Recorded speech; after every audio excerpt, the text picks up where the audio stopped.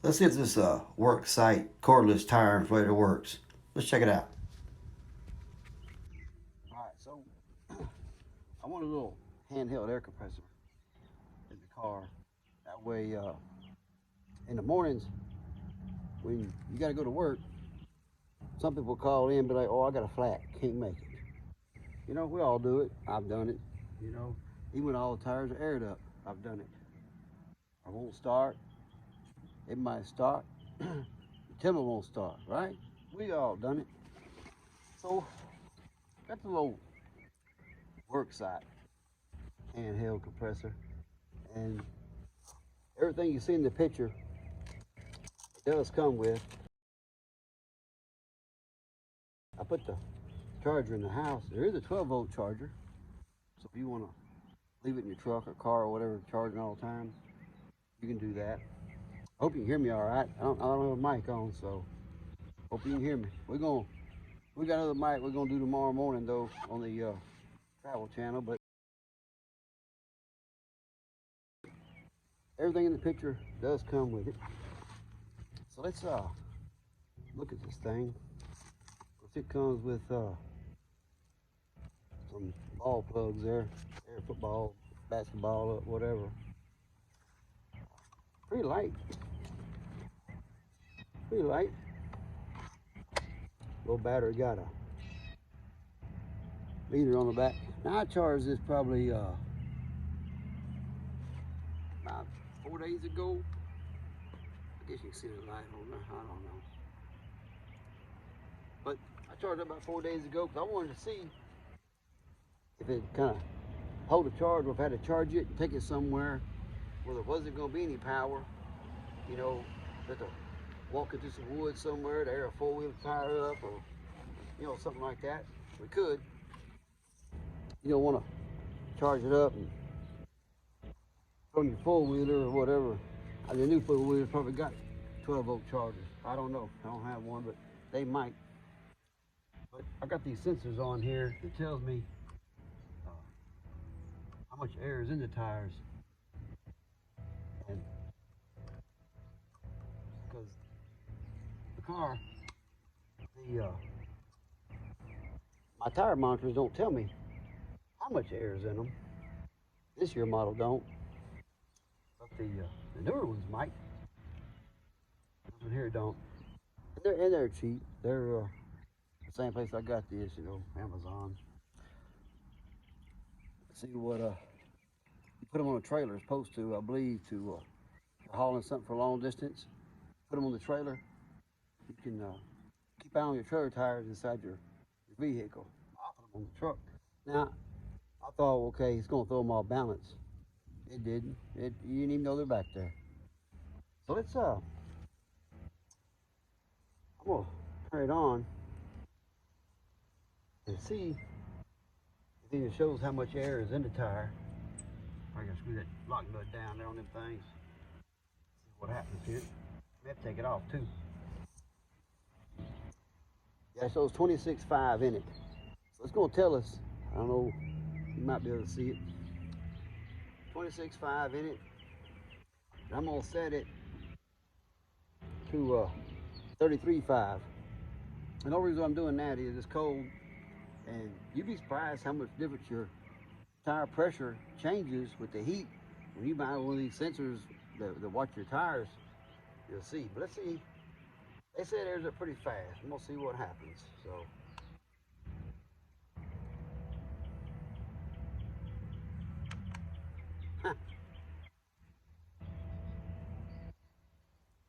oh, there we go. Did I turn it on, did it? So apparently you just click it on. I thought it was a, you know, like a regular electric tool, mash the button, but kick it on. 28.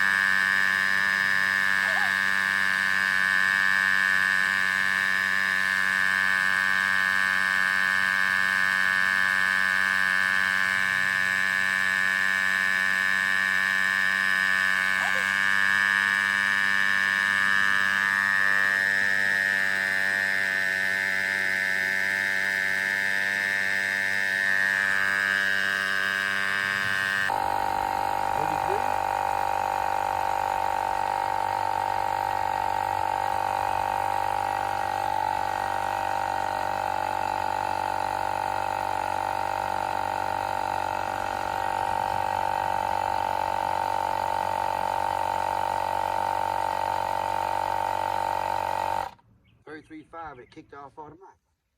That's what it's supposed to do. Actually, look at there, jump 34. But that's all right. All right, so you do have different settings on it. You got the KPA, the bar. You know, like 4 or 5 different PSI. You got different settings on it to make it work for you, you know.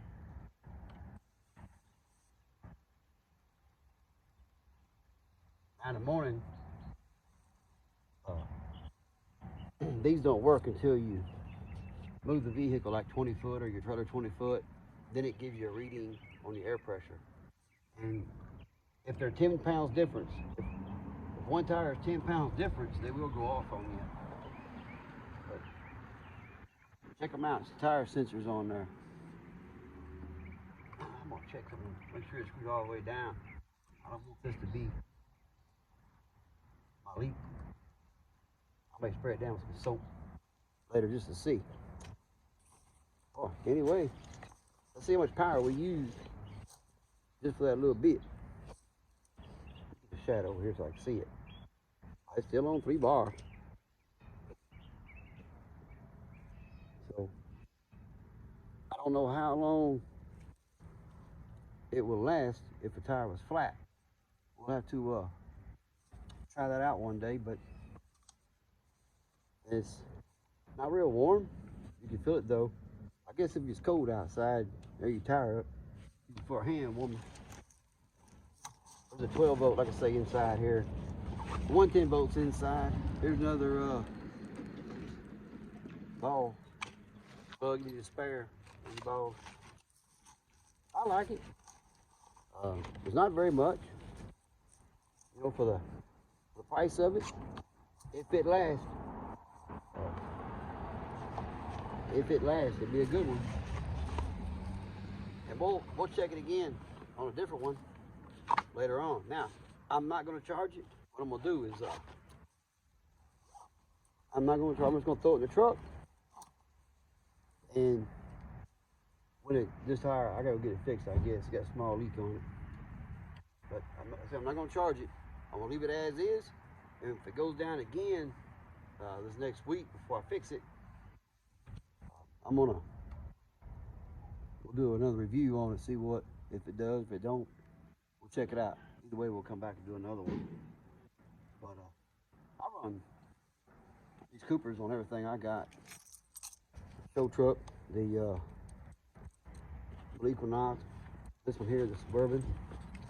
I like them. These, I don't have a measuring deal, but these have got a lot of tread left on them. I got probably